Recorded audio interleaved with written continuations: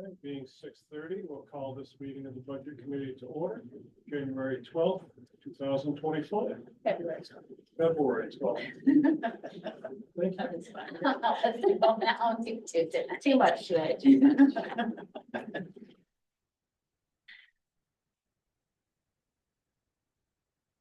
For the members present, I will introduce Garrett Neal, who's joining us tonight. He'll be on the ballot for my seat, the at-large seat. Welcome, Garrett. Well, Garrett, Thank you. Let's start with our agenda. May we have a motion for the approval of minutes? So moved. seconded.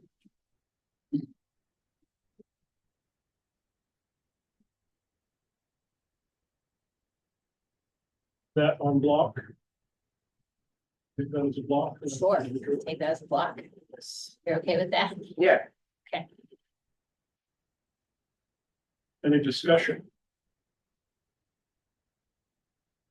All those in favor, please say aye.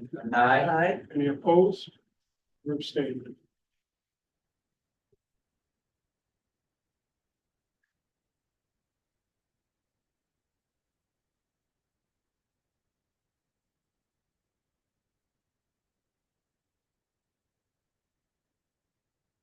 On to the review of the 2024-2025 season. We can go around the room. Get people's perspectives on what went well, where there's room for improvement. I think this is especially important too for people who are not coming back to the board or committee. Sorry, now I gotta get my words correct.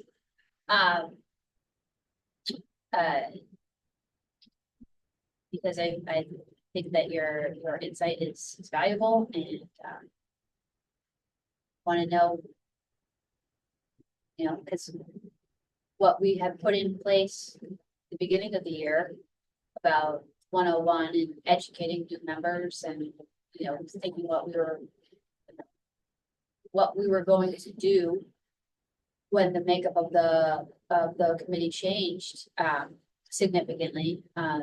Now that's really coming kind of to fruition, right? We have three seats open on the committee on the ballot this March, right? I think it's Michael, Jennifer, and Gabe. So that's significant change. And Jamie, well, the school board member is also, I guess, typically every year. Yeah, that could change every year. So that's more than half the committee. So, that's all. That's kind of what my thought process was with that respect. So anything anybody wants to share, it's helpful. Good, bad, indifferent.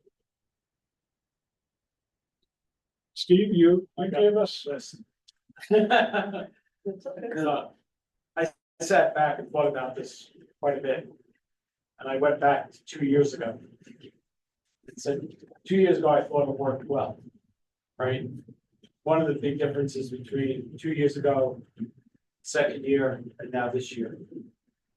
There was so much less communication and face-to-face meetings with the administrators. Board. And I think that's harmful, right? When Brendan was here and Mary Henry was there, we spent a lot of time face to face all the time, talking about things, trying to figure out how it was working. We met one-on-one with by groups that one year with the different administrators from the schools. And I think that was missing this year. And, I think that's an important part of this discussion. We should need to either start earlier or have bigger dialogues or bigger meetings or whatever it takes. But I think it gave us a better understanding. We also got the opportunity to meet with department managers in that first year as well. And that helped again to figure out what was important and what wasn't so important.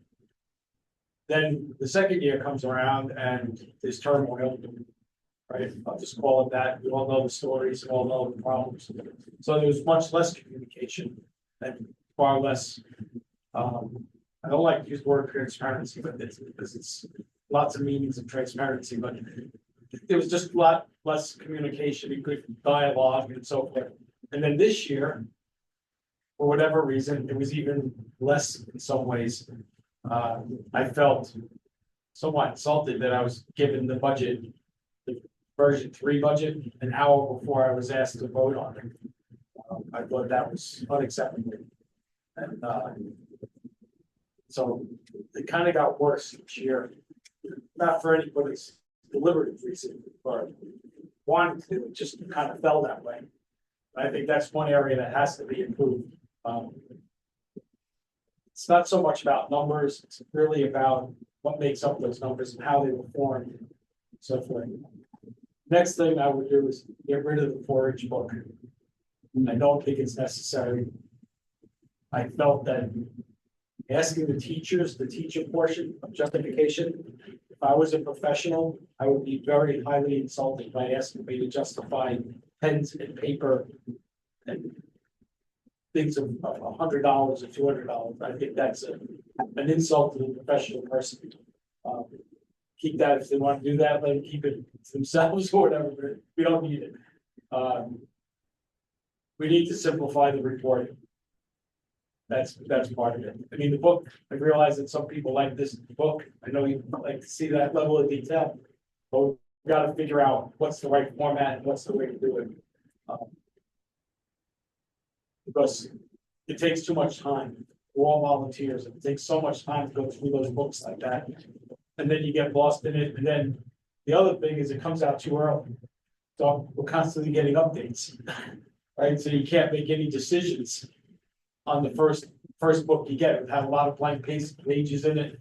Then next time we get together, we get another pile of paper and it's updating things that are already in the book. Things that, I had notes written down and I have to look back and see what I wrote down and transpose it to the new thing. Does it still make sense? So it just creates a lot of work.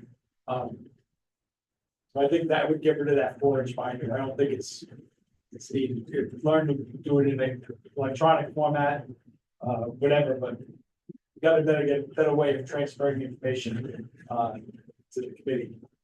I love the suggestion of doing something during the summer, like a retreat. I think that's a great idea.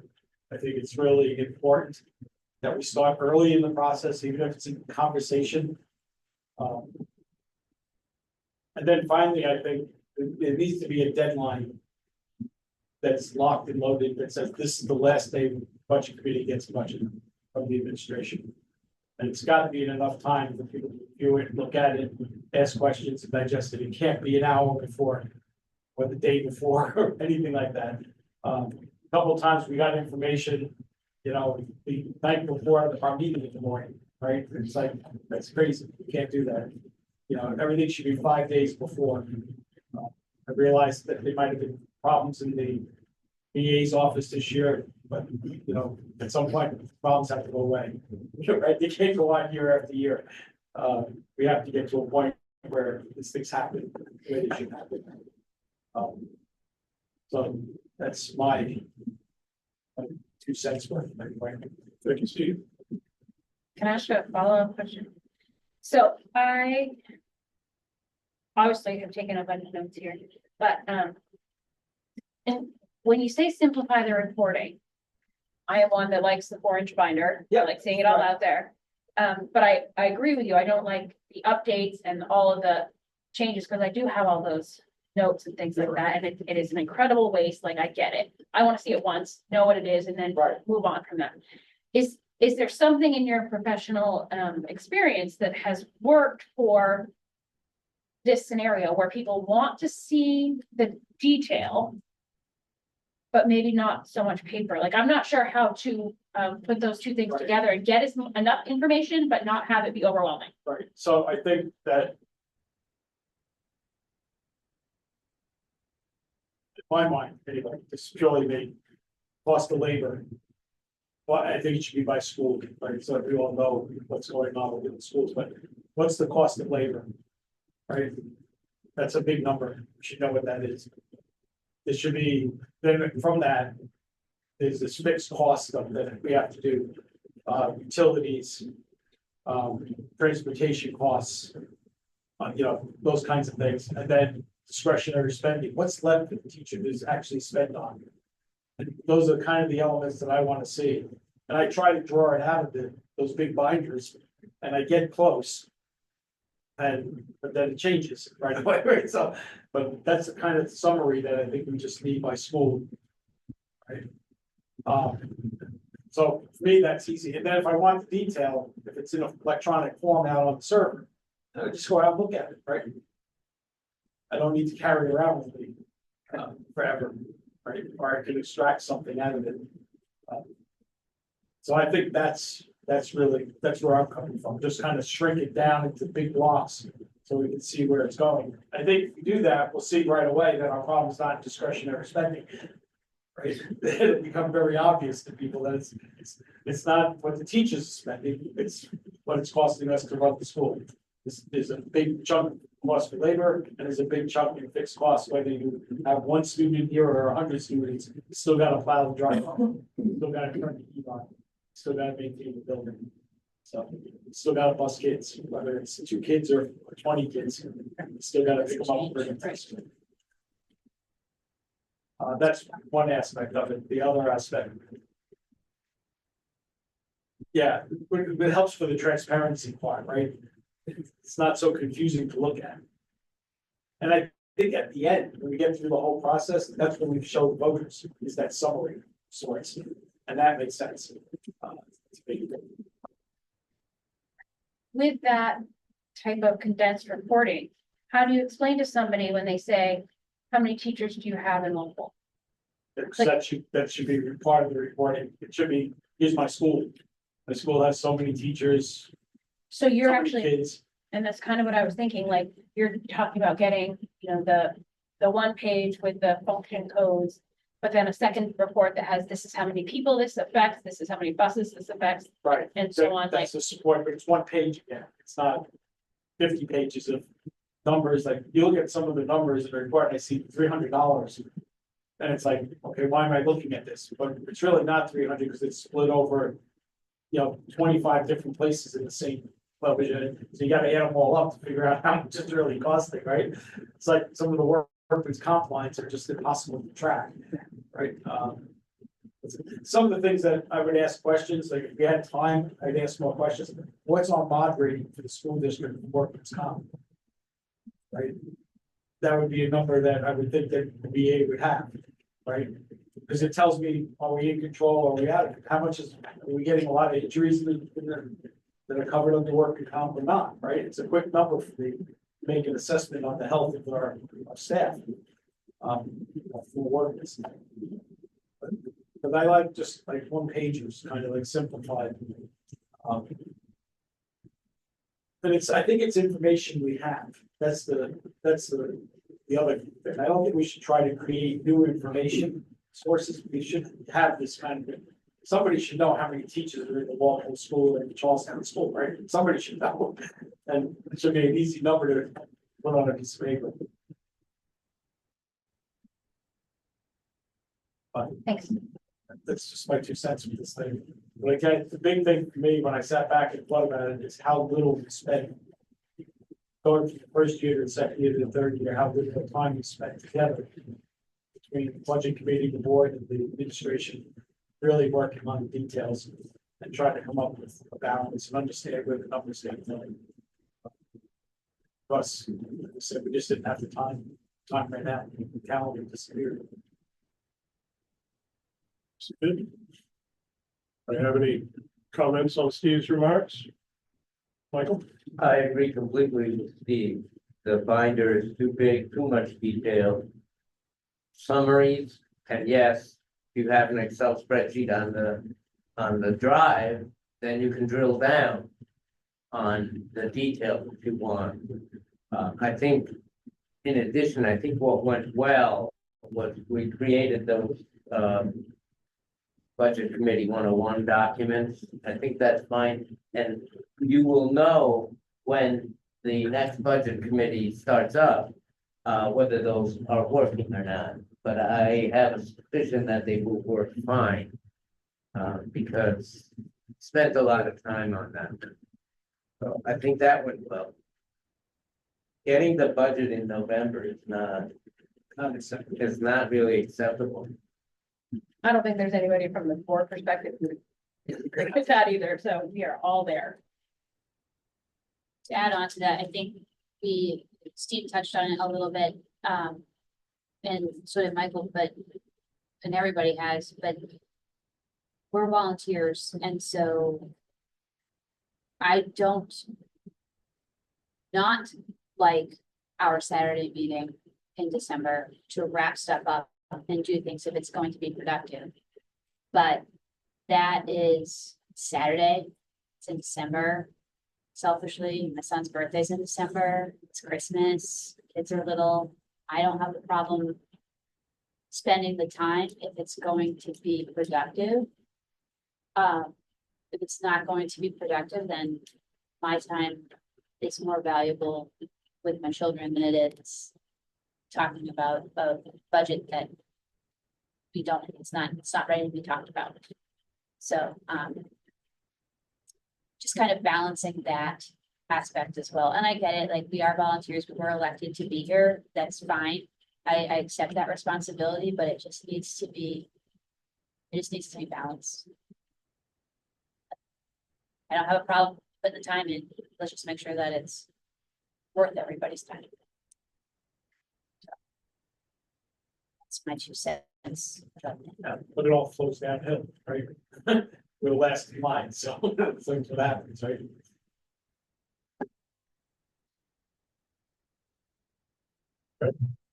Jennifer? All right, I agree with everything that Stephen and Mike and Amanda brought up in terms of the negatives.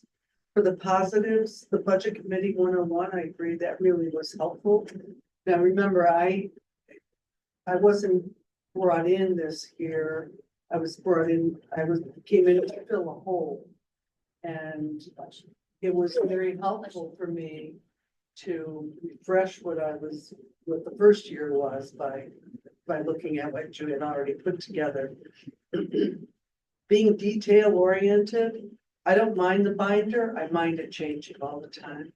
Also, I would have no problem with an electronic version of the numbers if they were able to be used by, with sorting, and I know they can run reports, and Jamie is very good at this with run it by function, run it by object, separated by schools and so on.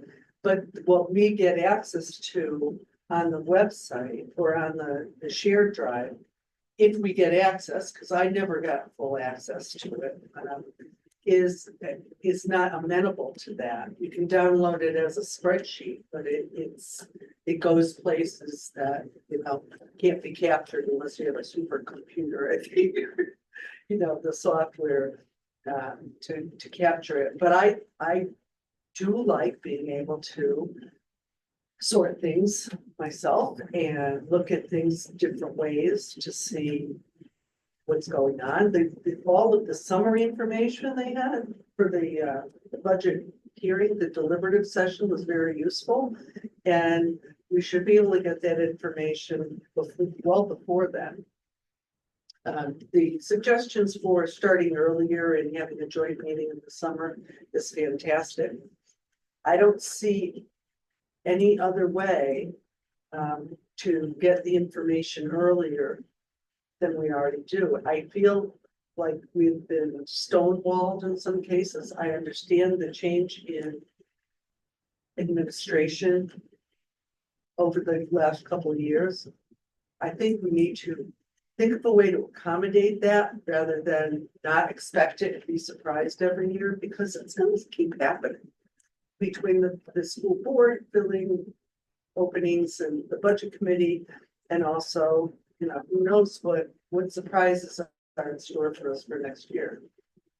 So maybe there's a better way to have the principals, and I feel very confident that the principals we have are really good, and they know their schools, and they know how to budget and do things, that they can be prepared way early, before anybody asks them to, and have their input distributed and communicated and then consolidated. It doesn't, to wait until everybody's information is accepted and blessed before we even see it, it's not working, and it's not gonna work.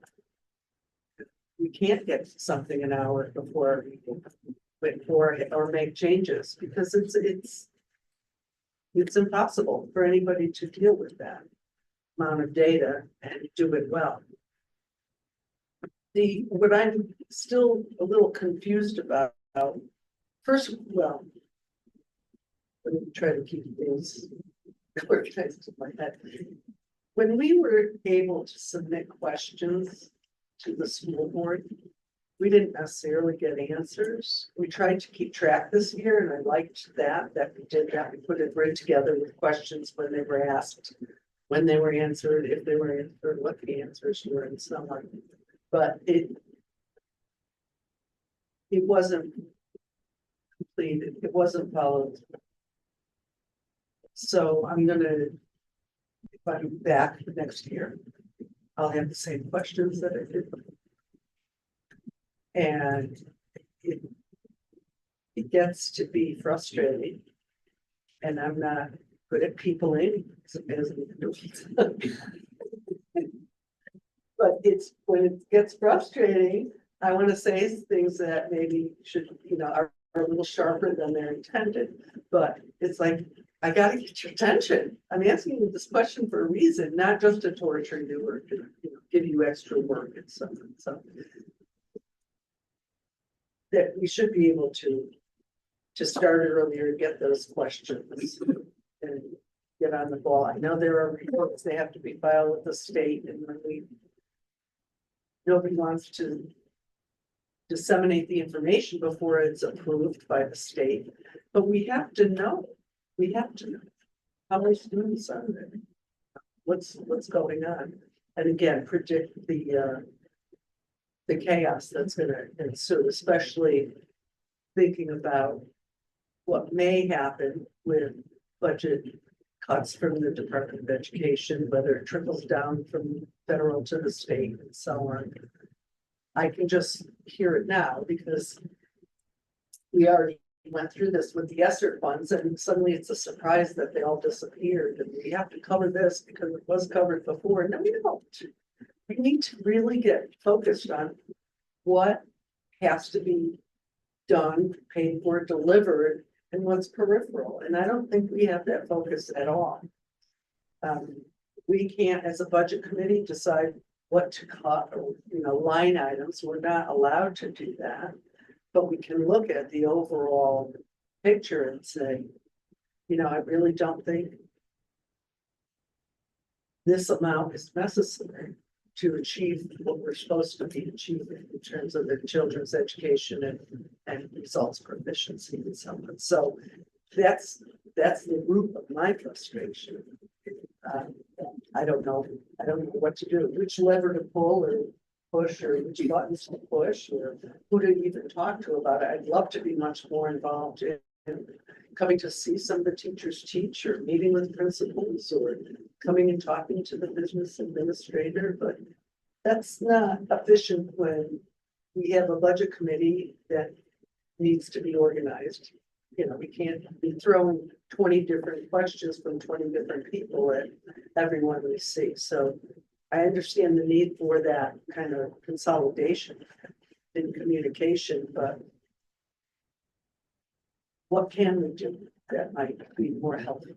So I think I've said it. Thank you, Jennifer. Any questions or comments on Jennifer's remarks? Also, how can we balance the need for the information, but also the understanding that the draft, right? So people don't like to give out draft information. I appreciate you don't want to give out draft information because then take it and run with it and it's draft. But how can we, Lori was here, I'd ask Lori, but she's obviously, so I'll take it. you're filling in.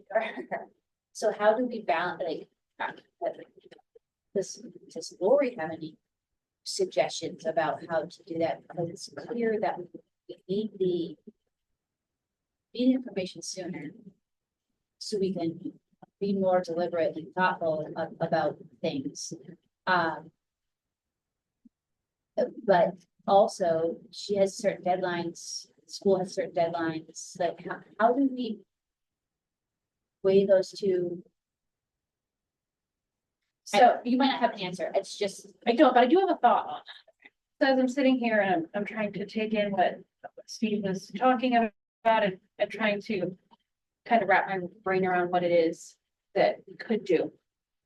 And as I'm just making this list of essentially not the dollar amounts the schools have, but things like the reports maybe that you're looking for that you can then analyze against the dollar, because the dollar can come out later, right? So, you know, a simple one-page report of who our teachers are, who our staff is, who the admins are, what the bus routes are, how many miles are in each one, what our ADM is, what our test scores are, just for giggles, what the building makeup, which teachers go in which buildings, how many kids are in each of those classrooms, the capital improvement plan, the program of studies, like if you want to look at what we're offering here, and so I really don't think we should have guitar, which I have heard.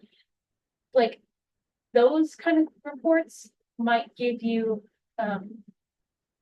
a general sense of what we are doing with the dollars, so that when the dollars come out, you can say, okay, I see where it makes sense that we have teachers that are this percentage, because I see what they're doing.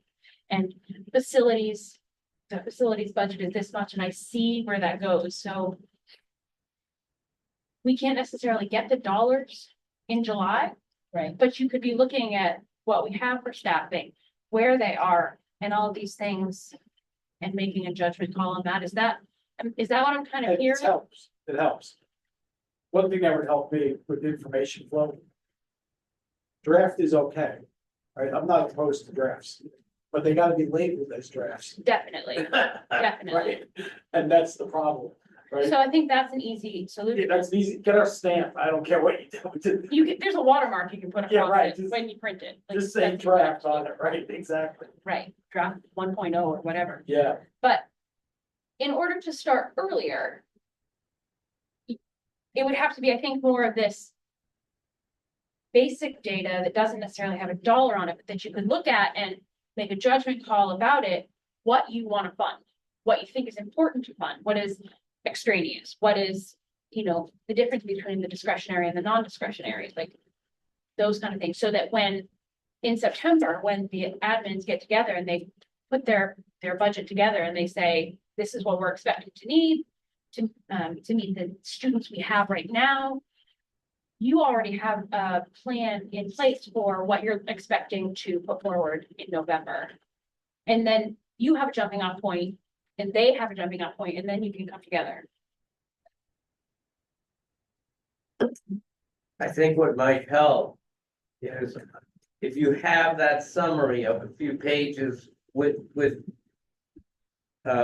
you know, at the high level, a monthly actual versus budget, to see, okay, we budgeted all this stuff, what are we actually spending? And how do they marry up? Because then by the time in September and they come up with things, you say, yeah, but you didn't use this money, or you overspent over here. And we'd have the actual. But by July, end of July, you should have at least the actual versus budget report. That could be boiled down. Yeah, You start with that. I mean, we do get that report. It's not as often as we asked for, and we've put it in writing that we are expecting it at least quarterly, and I'd like it monthly as well. Yeah. There's no reason we don't have it in our financial report every month. Yeah, yes, definitely. I do think that we asked for it a few times, but. You got it once, and it was just done. It wasn't sorted, it wasn't done anything to it. Right. So Mhm. by the end, I'll just add that here. we could also Sorry, Mr. Shaw. No, go ahead. Did you, I thought you were. Oh. Surprised when they haven't said it yet. I know everybody's like, whoa, that's specific. We're waiting. I do. I have a lot of concerns about even what happened at the deliberative and what happened at the end of the year. A couple of things, first of all, is I do think it is imperative that the budget committee start early. As soon as we can, like after the election, even analyzing the old budget, at least we can drill down on this, the one we just tried to drill down on, but we didn't have enough time. It would be nice to have data like who's a teacher, who's an interventionist. I don't need their names, or you can have their names, just don't put their social security number, right? We don't need that, but so we have an understanding per school. And we also need to know how many students does everybody agree on having? We've talked about this for 3 years now, and I can't get anybody from the board or above those ranks, come up with an idea. We need inputs to say inputs times dollar equals this. We don't have that. We can't get that information as readily as I like it. I also like the 4-inch binder. Why? Because I like to know that someone's having a pizza party. Someone's having $1,600 in sweatshirts, though none of the other schools are, and someone's buying candy. That information is important to me, though I do agree, I don't want to run that stuff. But I also want, which we should be able to get, the basic one-page reports. Those should be any business you're ever in. You get the basic pages at every Monday morning meeting. Here's what we got. Here's the playbook. That stuff is essential to us to see what's going on. What Steve was saying. I just like the back stuff because, yeah, it's taxpayer money, and I want to know that, wow, they got the colonies to put candy. They want candy. So I just, we have to, but for me, really, it is starting early. And we should be work with the budget process. It would help us all out. If we started from day one working with the budget process, we could ask questions along the way. It doesn't, as we know, behoove us to get this damn report in November and then all of us scrambling, trying to come up with a number. And then at the witching hour, we have a disagreement with the school board, which drives a wedge because we didn't have time to come to a concurrence and an agreement. That shouldn't have happened. That was a misplay. That was a fumble. So that stuff, our timing, we need to be more, I hope the school board would look at us as being an essential player and invite us in. Allow us to ask those questions of Lori and the principals sooner rather than later. And yeah, I agree. Communication's a big deal. We didn't have a lot of that this year. We didn't get to meet. For some reason, Brendan opened it up. It was nice. It was like the Wild West, but we appreciated it. We could ask whatever we wanted. We know the next guy shut everything down. Boom, you got to go through 10 different hoops to get there. But I do appreciate Lori trying to be accurate. I'm never going to say that nobody disagrees with her trying to put things for the first time, our budgets and the numbers where they're supposed to go. So I give credit to Lori because what's her background? What is it? She's Yeah. CPA. So we appreciate that. It's just the timing was so unfortunately far off. And I'd even go to say that if you guys want any of our opinions on the warrant articles, I'm sorry, I wasn't involved in them and, at the witching hour, could I've asked questions, but some of these should have been a lot longer in explanation. Nana, my mother, is not going to know what a few of these are that she's voting on. There's no explanation. For instance, we got shouted out about safety. I voted no because if you're gonna say safety, tell me what it's for, please. Just don't say the buzzword like sustainability or any other words you want to use. Tell me exactly what you're gonna do. And don't include theater involved in it. Let it be a standalone if it's safety. Okay, that type of stuff. But that's going further down the well. But I do think that we can be a big benefit I think we Because we're already have, just, and I and just be we very clear ask the about that. tough questions that the school board sometimes doesn't because they don't want to step on people's toes. Maybe you ask tough questions, but no, not everybody. I'm not afraid to stir the pot, and it's not because I want to, it's just, we need the answers to things. We know our administrative fees, our salaries, we know those are high. I'm hoping that there should be, our homework, or part of our work would be to help on those things and say, this is the range we should be paying. What's a fee schedule for our district should look like? We can't pay Portsmouth and Exeter prices. You can't, we just can't afford it. So these are some of the things that we have to narrow them down, and certainly curriculum, if we have a chance. The only thing I would do on the curriculum, and you're talking about inputs and dollars, is whether it's a class or guitar class or this class, is say, analyze how many kids are taking the course and what are they doing with it? Maybe ag. I always bring up ag. How many kids are taking ag? But what do they do with it afterwards? We found out a number that was surprisingly low. Only 2 kids went into the ag field. We found out. We got numbers for 5 years and only 2 kids went into the ag world after Fall Mountain, after 5 years. Or it might have been 3, but 5. We got the numbers from the lady that runs the Deb Connell. Thank you very much. So those are the types of things I would like to analyze, how many kids in everything we have, we supplied, has a dollar amount to it. But I think the analytics is what percentage of students, what is our constituents, whatever the taxpayers think we should be pushing for a curriculum. And that's kind of the things that I've done from a budgetary perspective.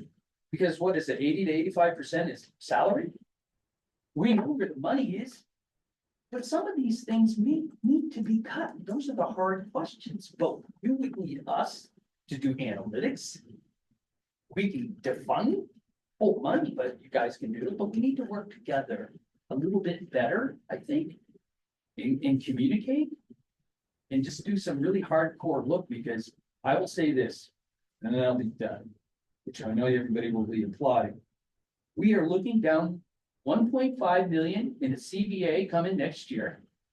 So where's the 2 million coming from? So our taxes don't, we are snowballing out of control. CBA is coming, 1,000, just to round it, 1 million next year, after that, 1.2, after that, if they all get 4% or 3% or 5%. At some point, the rubber has to meet the road, and at what cost? We heard it in the deliberative. People can't paint their homes. People don't go on vacation. They have to make a decision between, is it white bread or wheat bread this week? It hurts. It really hurts, but yet we have a hard time pulling the belt in on our district.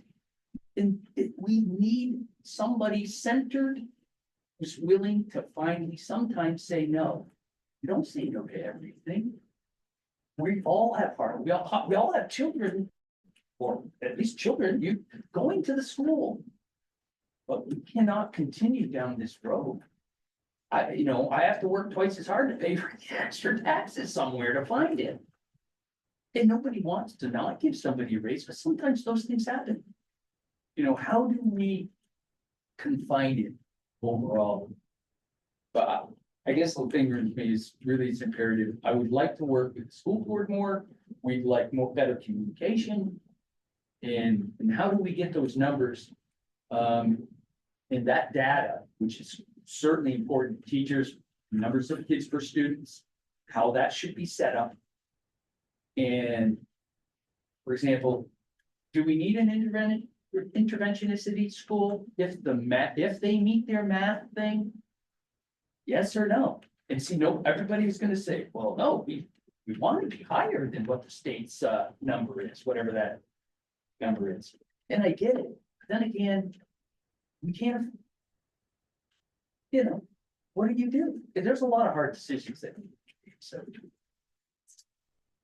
I want to push back on one thing you said about your metrics. think that it's important to have the number of students who take the class. Don't think it's a viable metric for the kids that go into the program afterwards, because case in point, myself, I took calculus in high school.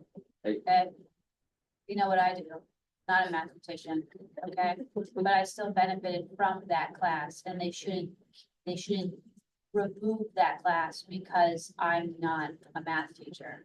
Or that, you know what I mean? So I get what you're saying, but I don't think it's a valuable metric to assess where students go after the fact. If we're offering and we're using a block schedule or whatever it is, and students are not enrolling in the class, and there's stuff associated with that, equipment, time, whatever, then yes, that's something to look at, but I don't think it matters what students do afterwards in relation to whether we should offer the class. My only feedback or response to that is that to a degree I do, and the reason is maybe things in society have changed, and no longer is dairy farming something that the schools should be doing. You know, those types of aspects, horticulture, whatever it is, maybe it's something else. Maybe ag goes and we bring in surveying. Maybe it's a more civil engineering design type of thing. All I'm saying is that I think the curriculum, the analytics needs to be explored and reviewed for everything from Spanish class to French class and whatever it is, it should be looked at. And what's wrong if we just offer Spanish class and not French or Latin? I mean, I'm just throwing a hypothetical out there, you know. I wish we had Latin, but we don't. So, may I answer? Jennifer, I just wanted to make one more comment, and it's about what the scope of the school charter is. We can't be all things to all people. We can't. And so the more diluted we get, and the further away from fundamentals and making sure those at least are met, the harder it's going to be to justify the kind of spending that we see. Yeah, it's hard to say no to somebody because, you know, a hockey team, a trip to France. Let's go to Quebec instead. It's closer, or let's go, you know, there are things that can be addressed that might be painful to a very few people, but not to everyone. So if we can get back to basics and then rebuild back from there to see, you know, is it one person wanting a guitar lesson? Then they need to go to a private guitar teacher or something, you know? I never had options like that, and I think I'm okay. I do wish we could do whatever we wanted, but Yeah. I guess I'm So that's all. thank you, Jennifer. No, Steve? I'm done. Yeah, I just add a little bit to this conversation. It's gonna, for any course that we provide, we should have the ability to teach that course to, not to the best of our abilities, beyond it, right? If we're gonna offer agriculture, it should be in a way that a student will learn something and come out into today's world, right? For me, I don't think Fall Mountain should have wood shop at all, or any of those courses. They don't have the equipment, they don't have the investment that's necessary to make the student come out of the Fall Mountain and be able to enter the workforce productively. Okay, we have CTE centers that have the equipment, that have all the stuff they need to learn. Let the kids go to the CTE centers and figure out a way to get them there. Right, it's another thing we should be lobbying the state of New Hampshire to allow kids to go to the River Valley Tech Center, Springfield. Okay, for advanced manufacturing courses and for other woodworking and all those courses that they have over there that are properly equipped, properly trained, recognized programs. Kids come out certified, all that good stuff that goes along with that. And it's the same thing. If we have a need for teaching Spanish or French or whatever, we should be able to do it in a really cost-effective way. Best teacher again. But the thing that bothered me the most in this last round we went through, I asked for what I thought was a simple thing. Just give me a list of all the courses offered at the high school. And I couldn't get it. I sat at the meeting, the school board said I couldn't have it that night, because it was coming from the principal of the high school. What I got was this long report that I took off of the website or something, but what I wanted was a very simple list. What courses are ordered, and I got this long, complicated, drawn out report that I still don't know what courses are offered at the high school, right? And I'm taking that from what I hear on the street, that we don't offer enough AP courses. Right? And to me, I would add money in the budget to get more AP courses offered in the high school, because we're leaving students behind. We're leaving talented students behind. And I know one kid from Walpole cried because he had to come to Fall Mountain, because they didn't have AP courses anymore. That's a problem. So whatever we teach, we should teach the right courses, right investment, and do the best we can, beyond the best. Just Can I just address the question with the AP classes? There's two things that come to mind. One, it's been a long conversation about the number of students who actually do take those classes. right. And with not only the reduction in the student population, but the kids who take the rigorous classes just aren't there. So trying to offer AP biology every year for 4 students simply isn't practical. The lab space, the educator, all of it. And to add to that, being in the block, that class takes up one educator for the entire year. So it's not a semester, that class runs the whole year. They take their test in either late April or beginning of May, so they really have nothing for that last part. For 4 students. And it hasn't made sense financially to do so, Right. and it's unfortunate. So part of the conversation needs to be looking at whether the block makes sense. And I think that's starting. We invest in transporting them to key where they have the AP courses. We I don't know. I'm just, talk, yeah, Think it's so. certainly one of those things, but it's also, when you're transporting to Keene, you're losing an hour a day. yeah, I understand that. So there's, Totally. those are things that people are looking at. They do make it available for, relax classes and such. Yeah. It's not a solution that's good for everybody. But I think that they said it goes back to, we should invest in what we teach, right? Make sure we have the best equipment, the best teacher, the best, whatever we teach, it should be excellent. I agree. That's the. Absolutely. One area that I think that we should look at as a budget committee next year, really carefully, are the reserves. And how they're used and what the requirements are. One thing we did this year in town was we looked carefully at our reserves and how they can be used to offset money in the budget. And it really saved quite a bit of money when we started looking at, why do I have this $200,000 reserve? What is it sitting there for, right? Why don't we start using it to do this, and this, take that money out of the budget and just say we're gonna take it from the reserve. Maybe if we have to redefine some of those reserves through warrant articles or whatever. We will be looking at I know. amending the health insurance reserve, Yeah, but I don't know if there are As- any others. but as a budget committee, that should be on our list. For the next round, is to really take a look at those reserves and understand what the restrictions are and what the restrictions are not.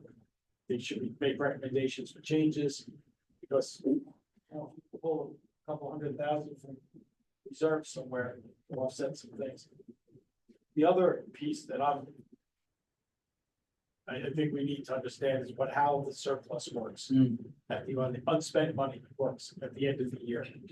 Really get a tight grip on that and understand how it's moving through the financial system, so that we can explain it better to voters. And that, yes, money does come back in this way, so that they understand that the surplus isn't just spent frivolously or lost in the shuffle somewhere or whatever. I I think that's an important thing for the budget committee to address too. Is how that flows through the system, through the financial system. Did you see that page in the presentation that Lori made? Yeah, I did. Did that start to help at all? A little bit, but not enough to. It didn't add up, right? If we had $1 million unspent money, I gotta watch the word surplus. Yeah, they're because different. it depends on what side of the coin you're on at the time, right? And it made sense that we bought out the leases. Not sure I thought the making sense was a good use of the money, but that's okay, that's just me. But it did, if you take that out, it's still a big chunk of money, but then when I added up all the presentation, it didn't add up to that sum again. It didn't come out the same. So that's where I started thinking that there might be something I'm missing in the equation. Chris?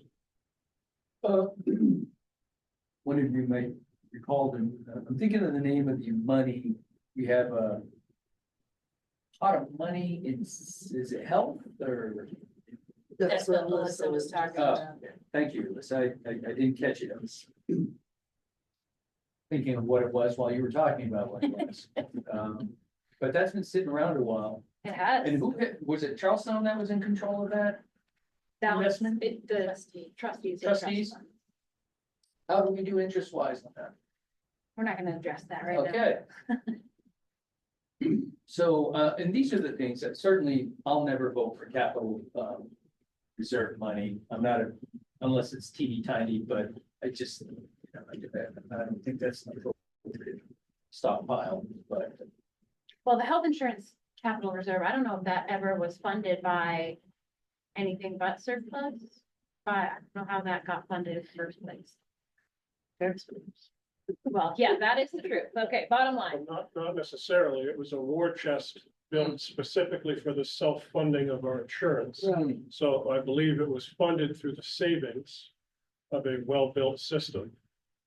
So with hundreds of thousands of dollars saved and not blankly spent on an insurance company's bottom line, that money went into a reserve account for the perspective of bad years on our own insurance dime.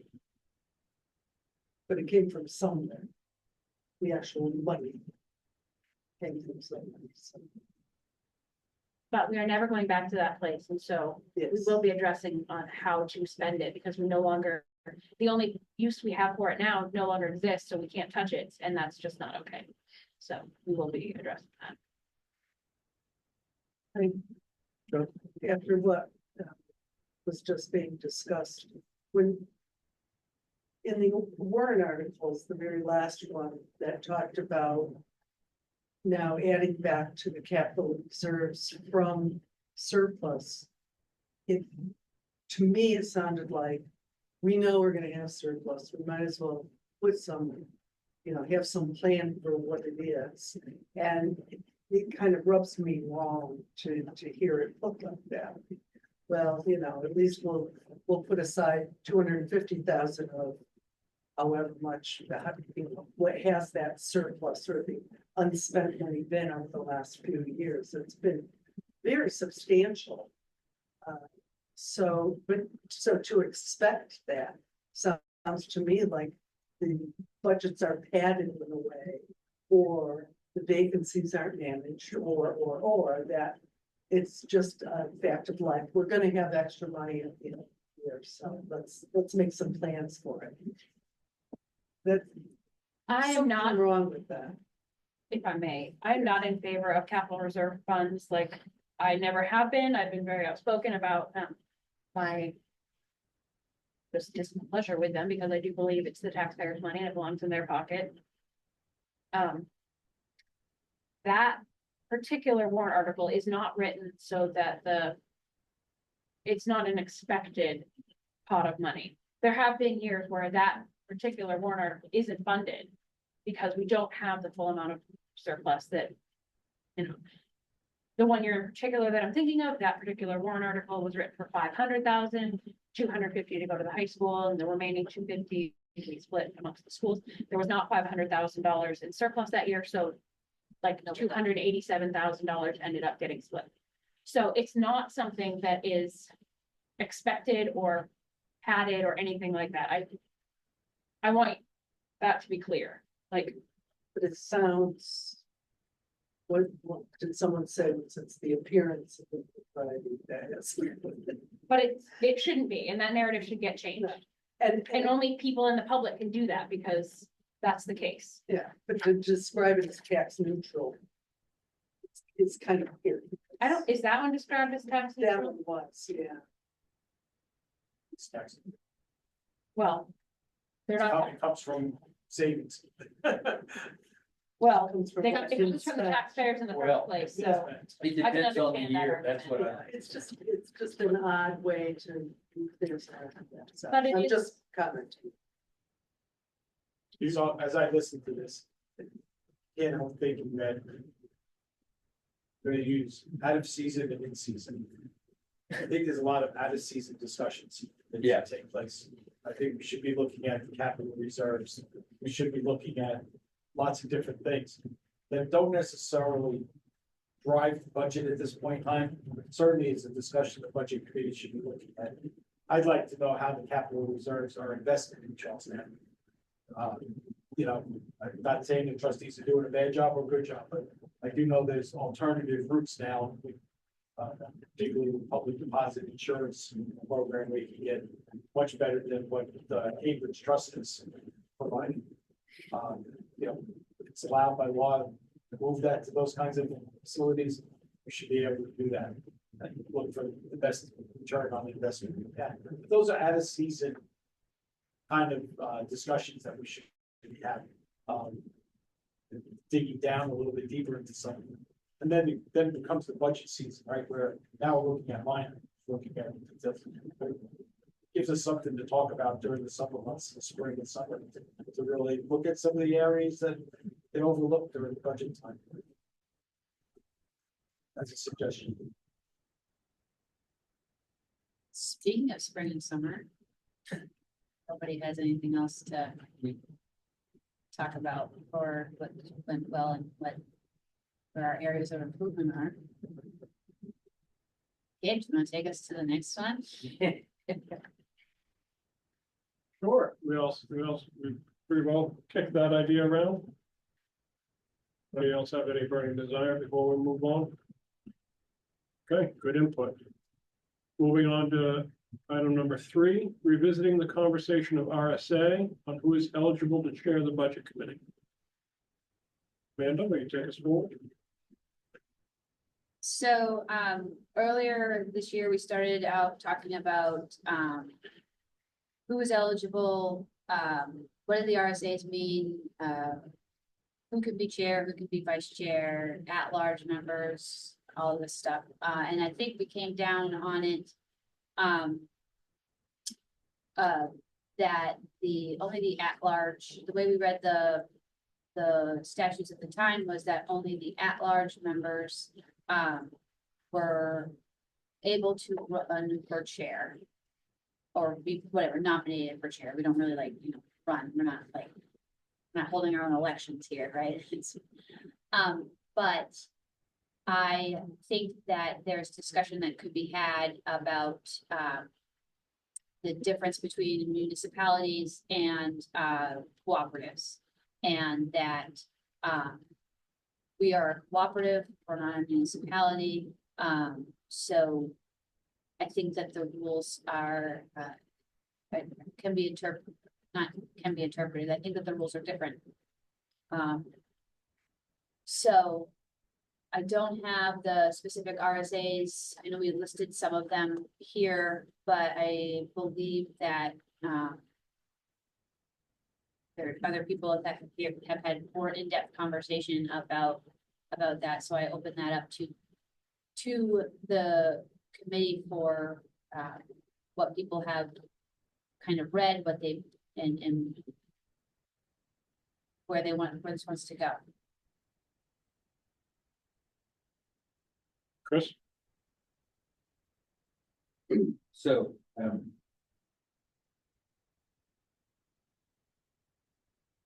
I'm glad, thanks Gabe for bringing this back up. We have had some conversations and some of it is about the elections spawned this again, what was coming up, so. And when we first got our information, I think when we started, all as a group. We got the RSAs and or at least Leroy put us to where we were supposed to do. Essentially interpreting them as such. Using RSA 32, which really does say. At large. However. 195 really is what drives the school board, and 195.12a drives us. It is.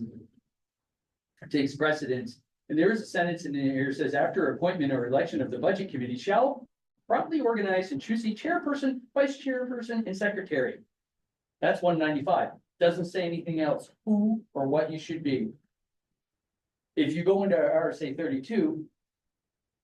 It's municipal law, which we do run under our operations, but not our elections or how our body is built. So 195, and if you go into case law, I read one under Sanborn or Sanborn. The budget committee fought the school board In a town, in a town, right? So in a town, and basically it came out that the school board had the power, but it was 195, that was the driving thing. And because we're a cooperative, that's what we fall under. So we fall under both. But I will fall on the sword thinking I was led to really believe, I must have skipped over that sentence because I read the sentence, it's clear. But then when you go to RSA 32, 14 or 15, I forget which one, it clearly says at large is who should be a chair or so. So I think the cooperative, in the eyes of the state, is a municipality. And I'll argue that because every member of the school board is at large. Interesting. Right, and this legislative to change that.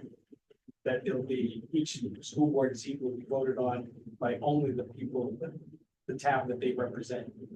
But right now, today, all the school board members are voted on at large. so are we. Right, That's right, so that's why I believe they view it as a municipality, this is one vote, one person. I disagree that it's viewed as municipality, my interpretation of the RSA. Okay. Chris? I would just request that we get an interpretation from our attorney. Can we do that? Do you think that's a good idea? I mean, I kind of agree with you're going, but now I hear what you're saying. It's muddied. I'll just say the two are muddied, and at least in environmental rules and regs that I work with all the time, if you don't work with them all the time, and I'm sure Amanda can say the same thing in her profession, if you're not experienced with them, sometimes you can go to a place you shouldn't go. And it's not the only place in the state law that comes up with each other. Right. absolutely not. It's not- Right, so, So if the school board would do that. Yes. Attorney, I'll send it to the municipal association. oh, that'd be good. And we can get two different. Did we ask this before when it came up? Because, It never went further, I don't believe it went further than here, because we spent a meeting where we all pulled up the regs, we all talked about it, and we, yeah, so, but it's Sanborn Regional School District Yes. versus Budget Committee of the Sanborn Regional School District, 150 NH 241, 2003. yeah, I read that too. I just was wondering, maybe if we had reached out to council before on this question and had an answer, but I'll ask. All right, Sanborn does a lot of lawsuits. Sanborn is also wholly within a single town. Yes. It is not a cooperative. Yeah. So as the cooperative is defined differently under 195, under 3215. All members, and I believe the carve out for requiring an at-large member to be chair is the school board appointed member is not an at-large voted member, so it rules out that the school board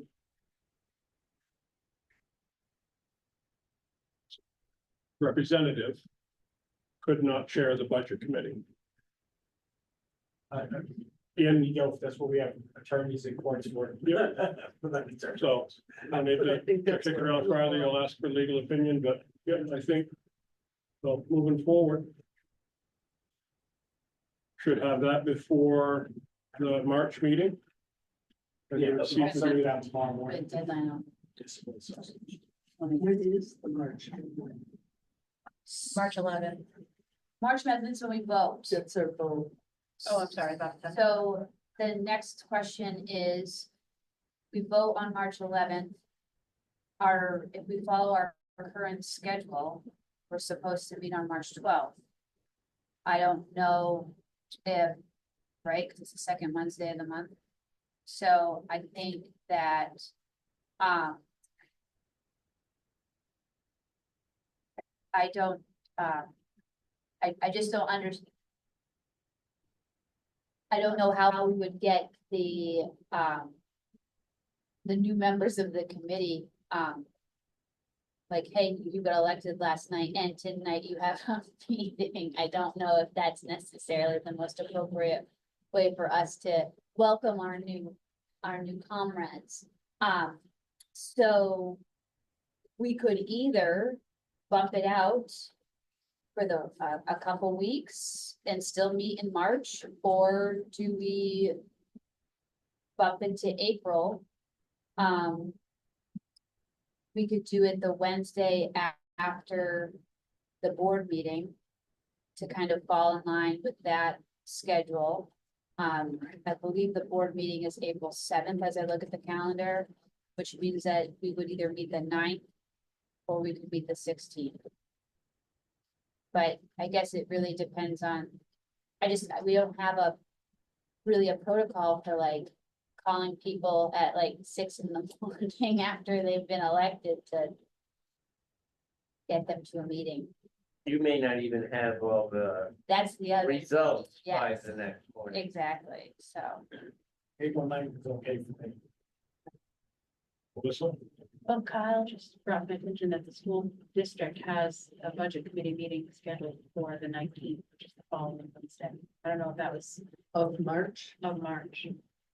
So I don't know if that was something that maybe Misty put in for you, just pushing your current meeting outward.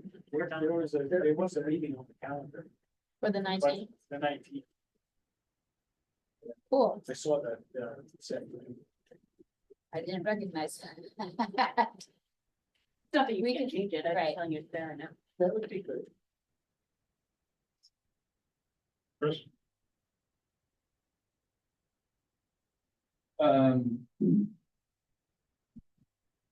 What are we doing again regarding the laws, RSA 32 of 95? Are we gonna get a?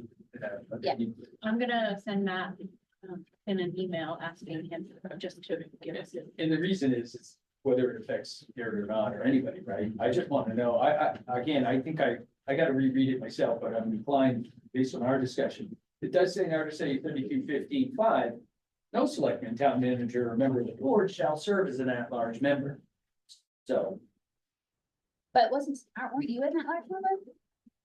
he's a Walpole rep, I was originally an at-large member. you're original, Right. so So we've, we've muddied the waters for me. I would just like somebody to say. So I'll add that to the email. Just want to make sure we're right. well, and I think as we look at membership on the committee, there isn't a line out the door of people that want to like, come to our monthly, gala here, Thank so. goodness there's people like Jennifer who keep coming back every time you ask her. Every time we I'm ask a her. whole filler. So I really hope that given the fact that we are, I mean, Sanborn is not a small town, obviously, but, but that we're a small community, and so I don't want to. I don't want to make it so that people can't be here. I mean, obviously, if you are an employee of the school, that's obvious, you cannot be on the budget committee, like, that's a huge conflict. So I wanna make it so that people can, At the same time, I can understand if you have a selectman from a certain community, it's the at-large. So then you have your own town rep and the at-large rep is from your community. Is on the town, you might have so. I don't know, I just, To weigh in on that, the distinction I was given from a legal opinion, not of our district, but a legal opinion within our district, is that in a municipal setting, a statutory budget committee is that of the school district and the town. So you would, in that specific setting, you could not have a selectman controlling the budget, yeah, chairing the budget committee for the town, for the school. That's where the municipality differs from the cooperative. that makes sense. Makes a lot of sense.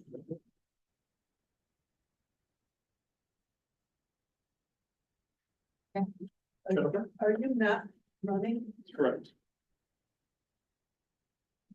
Gabe's seat's up. Your seat's up. Michael's seat is up. You're supposed to, but not until. After the. If I can find a replacement, I'm gone. If I find a replacement, but it's been a tough slog. Hence my comment about people lining up to come to our call, so It's unlikely that somebody's gonna step up to the plate, so. we appreciate you staying. We But appreciate- I will say, if you become chair, I would take on vice chair. If all this RSA stuff filters out. Yep, that'll hinge on legal opinion, but let's get a final say from Matt. So we are in the clear moving forward. I think that's the way it'll fall. If not, I can see a way of shuffling around seats, so. Just in full transparency, Garrett is also on the ballot for selectmen in Charlestown, so that's why this is a question. If we were to be elected to both seats, if not conflict. love to have you, Gary. I'm not trying to push you out, trust me.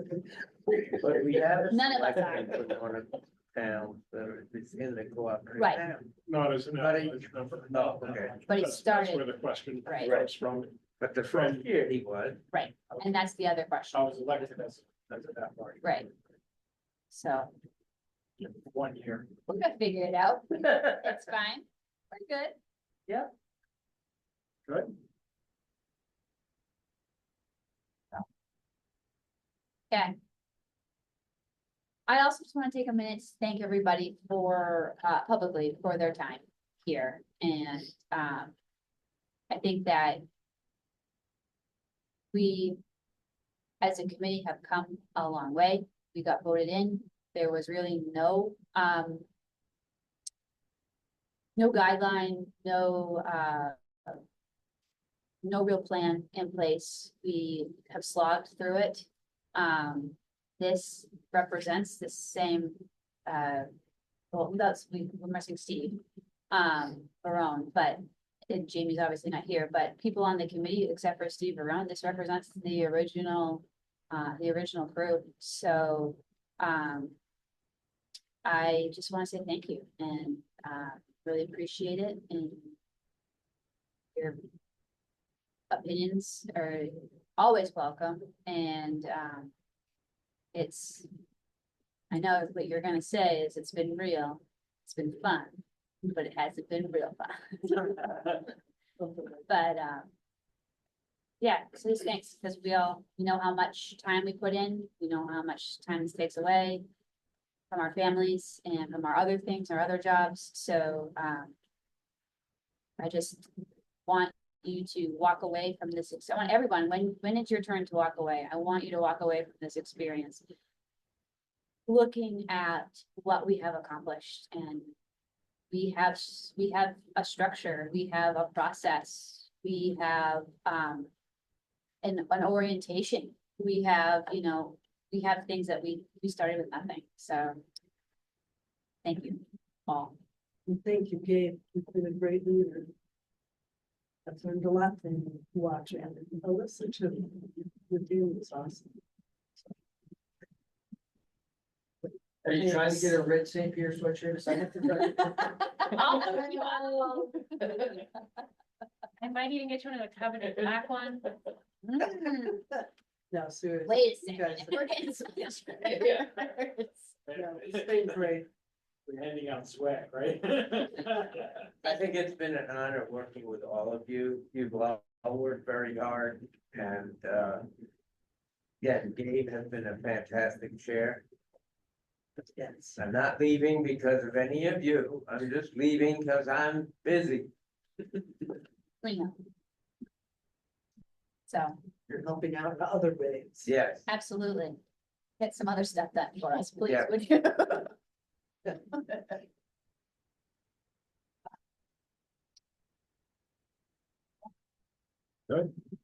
I'll add that I too feel honored to have worked with this membership. Thank you for your trust in my ability to lead the discussion. I hope I was fair and that everyone was able to be heard. Especially better this year. I feel I learned a lot from over the years on how we can do this better, and I'll take lessons moving forward. Thank you for teaching me. I hope you still look at the numbers. I've already told. Oh, I'll look at the numbers. I think we need people to continue to look at the numbers. Yes. So can I make a motion to adjourn? Second. Jennifer motions, Chris seconds to adjourn. Before we do that, are we meeting on the 19th? Say yay. It's already on the calendar. Are we meeting on March 19th, or are we doing it April 9th? I may have a select board meeting, but On the 19th? on the 19th, I'm not sure why we need the select board meeting that week. Then why can we, I'm okay with the 12th, 5th, let's move it to April 9th. And then that's fine. that way everybody can, because I think that for the first meeting, it will be imperative that we have everybody. We have to get people sworn in. And I will include that the person for the Ackworth seat, Ryan Schoonover, has a conflict on the second Wednesday. So I'll just add that. It may not behoove the committee to keep that meeting date. So to be discussed if it's the 9th or the 1st or the second Wednesday. Be the second. I think it's the second, because I think the first is the first Wednesday. Stand by. 9th is second, 9th is the second Wednesday. So. Okay, let's.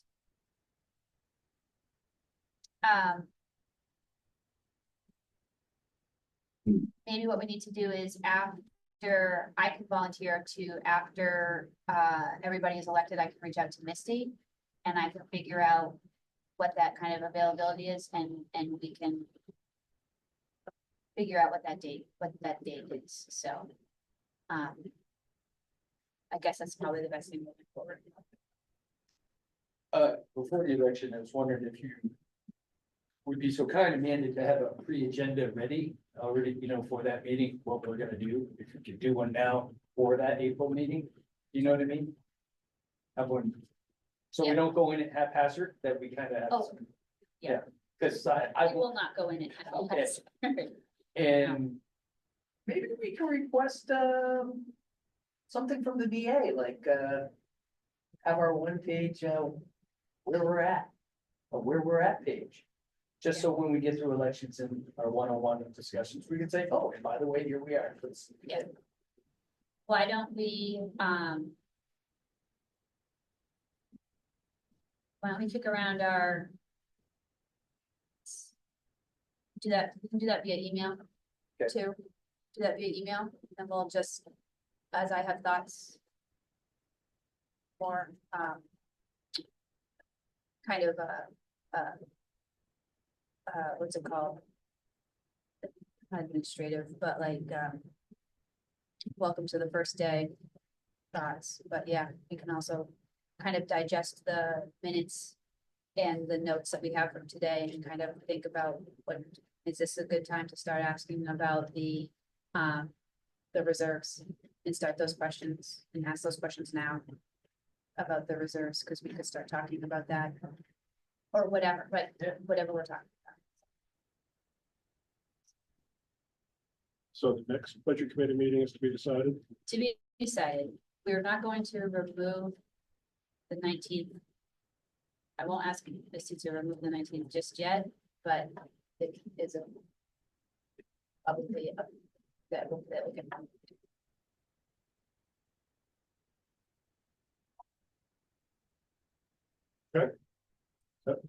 Good with everyone? Okay, we have a motion to adjourn. Anything further to come before this meeting? All those in favor say aye. Aye. Any opposed or abstained? Stay here if you want to. Thank you all for your time.